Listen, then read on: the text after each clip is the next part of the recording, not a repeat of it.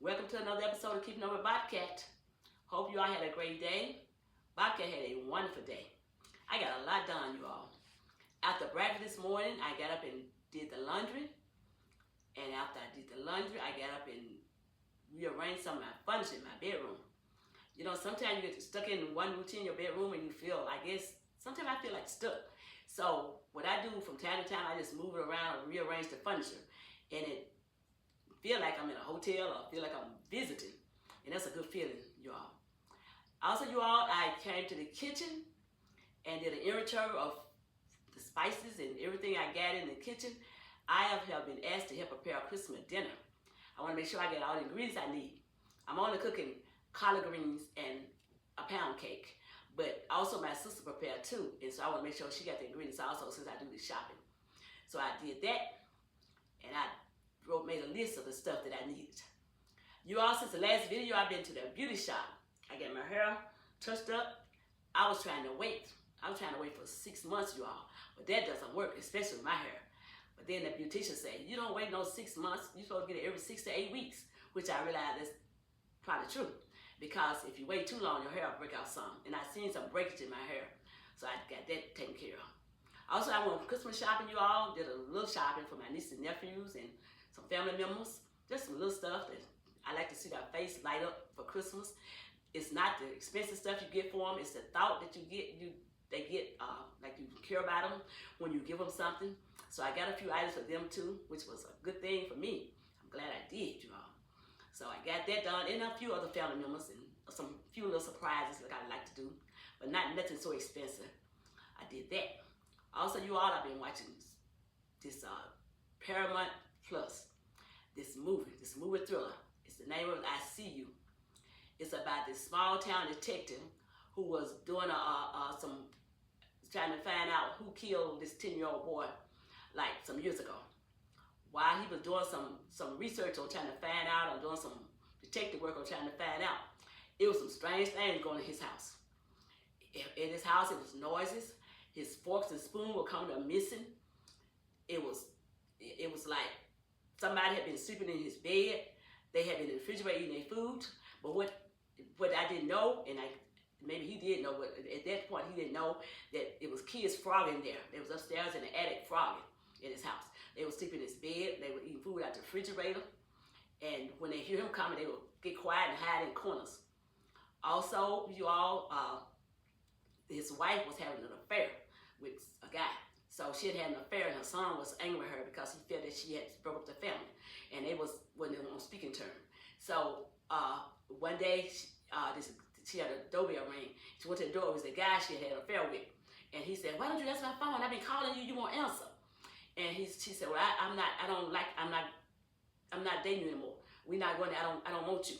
And he said, but I've been calling you and I'm in love with you. And while they was disagreeing, something fell off the roof on his head, a cup, and cut him in the head. He got cut. So she went in the house and got a towel, and she was trying to stop the bleeding on his head, and it was just bleeding. So she brought him inside the house and inside the garage, and she was putting something on his head to stop the bleeding up and through his hair. And they was talking. So she told him, "Look, you just hold this here. I think you got to go to the hospital." She told me, "When I carry my son to school, I'll be back and I'll carry you to the hospital." So she left and carried her son to school. When she came back through the kitchen some kind of way, and he was laying on the kitchen floor dead. And she was like, "What happened?" She was like shocked. And then when she turned around, she looked up, her husband was like coming through the door. And she told him, "I need your help." And he said, "Okay, what you need?" And so she was telling him, he said, "Start from the beginning." So she started from the beginning and told him, what had happened. The guy had came there and something had fell off the roof. She was telling him. So she said, "Why did you call me? Why didn't you let me know?" She said, "I don't know." She said, I don't know what happened. I don't know what my son did or not because he's not talking to me." He said, "Well, you think he did it?" And she said, "I don't know." And he said, "Well, if he did, they might put him away for a long time. I don't want nothing to happen to him." He said, "You know what we got to do?" So they got the body, put him in his car, and a shovel, and they carried him back in the woods out there around the trees and all, and they dug a hole and they buried him there. So the scene had to go on next was he went back to work, back to the office where he was working at, and she went somewhere in the car. But anyway, she brought him back home from school, and then she went somewhere else or went in the other part of the house. her son was there, and he heard noises, so he got a stick or something to try to see, because he didn't know what was going on, because he knew the forks were missing, the spoons. And while he was going around and looking, some came behind him and knocked him out. Okay, now he was knocked out, and so the husband came back or something, and she and their husband went somewhere. And when they came back, they called their son, because they knew some things going on, and they didn't hear that their son didn't answer. So they ran upstairs looking, and they found their son in the bathtub. His legs were tied, and they had a tape over his mouth. And the daddy took the rope from around his son's legs and the tape off his mouth, and told the mother to carry him to the hospital. Go fast, she go to the hospital. He told her he gonna stay behind and to find out what was going on there, who was there. He gonna find them, whoever was doing this. So he stayed in the house. He had his gun. He had 2 different guns. So he stayed in the house to try to look. He was going around the house from room to room, and some girl, I don't know whether he got her out the car or what. He brought her in the house and laid her on the sofa, and he told her, wake up. She wasn't dead or anything, so he told her wake up, and he told her to stand up, and she was scared to stand up, so he told her to stand up, and she finally stood up. When she stood up, he shot her, and when he shot her, this other kid was walking around in the house, and he heard it. The one that was flying upstairs, he was about the same age as his son. So he was coming around, so he got an axe off the wall, and he was going, I guess he's going to use that for protection. So somehow they met up and they seen each other. So they tussled together. The father had a gun and the kid had an axe. So they tussle. And the father finally knocked the kid out, and then he shot him. So when he shot him, I guess he thought the kid was dead, but the kid really wasn't dead. So in the meantime, the police was coming in there. So when the police came up, they looked, and they seen the kid. He was standing there, and he was standing over me, and the police shot him. I'm not gonna tell y'all the end of y'all, because it's a thriller. I see you. It's a thriller, and it was really, really like a twister. I was confused for a minute, but then at the end, I thought one thing, and it was something else. So I want you all to look at it and see it, and tell me what you like it, you all. It was something to watch. It was amazing, and then sometimes it tells you. I think sometimes, like, when you think one thing, you have to. It could be something else. So don't judge until you get to the end, you all, if you see it all. It was something to see. I really, really enjoyed it. But I was confused for a minute, and I was on my seat trying to say, I hope this happened, I hope this didn't happen. Who did this? You know, it kind of make you guess. Also, you all, I'm going to read you some inserts from my book, The Autobiography of My Life. I've been giving y'all some inserts the last few times, and I told y'all I was going to give y'all some, read some to y'all, and I'm going to go in here and find some inserts and read it to you, because I want you all to share me and my life. My father was a guy that would like hustle and do different things, like to make money. He was a guy that would drive a truck and haul garbage. Those days they didn't have like garbage trucks, or they didn't have the sanitation department, so he would have to haul off our trash somewhere in different people's trash. So they paid him like different money, certain amount of money to haul their trash out. So he also was giving on the side. He was making corn whiskey, you all. You know, that was illegal at that time, and I guess illegal today too. But he would make corn whiskey, and he would bury it underground from time to time, because they would say the feds are coming. That's the federal government. They would come every so often and check and see who was making something, who was doing something illegal. So he got words that the feds was searching, and they would inspect him again. And then he would go and bury it underground. He went and buried his liquor underground. He said, they're coming. They go fast. He was in a hurry to bury, because somebody had told him he was on the way. You know, he beat him there. He was in his truck and came on, and he said he was on the way. So he carried and buried it in his shed somewhere in the ground. And the feds, they never found it. They kept looking and looking. They looked in the house. They searched the house. They searched the sheds and all. They call it sheds in outside, not garage. So they checked that. They checked the garden. They checked all around the house. They checked the rooms, but they never found it, because he had hid in the ground. Okay, so after they left, he came back in the house, and he was like shaking.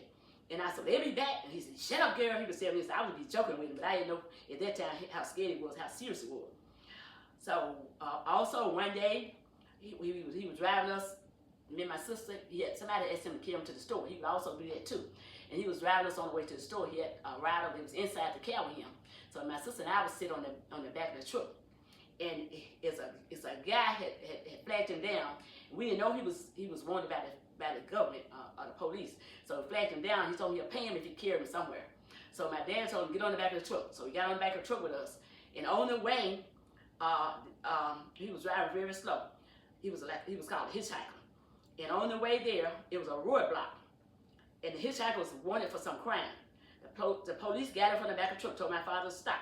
They got him out the truck. I think they gave my father a reward, but we never know because he was real stingy and he didn't share it. He didn't tell us about it. So he carried us on to the store. He came back home. He talked about how, you know, he did say he got a reward, but he didn't tell us what. Also, my father and my mother was married, but he was never provided for her. He didn't love her. I mean, he once left my mother at home alone when she was in labor with a child to die. He would leave home and stay away for days without my mama knowing where he was or what he was doing. And he would return like nothing was wrong. He did not provide for her family. Her family would have to help her. They would loan her money and stuff. And they would help her and bring her different things like her sisters and brothers. He was picked for my mother by her mother. They assumed because he had been married before and he no longer had a wife and he was quiet that he would make her a good husband. But my mom was still at home and she was 19 years old. And those times they said when you were 19 and still at home, they would say you either going with your brother, you're going with your father, somebody at home. And she was still single. So my mother didn't want that and her mother didn't want that. So they told her the only thing for her to do was they was going to find her somebody to marry, and they found him. And over the years, he didn't provide for her, and she had to go to the what they call it then, to the welfare office and force him to provide food for us.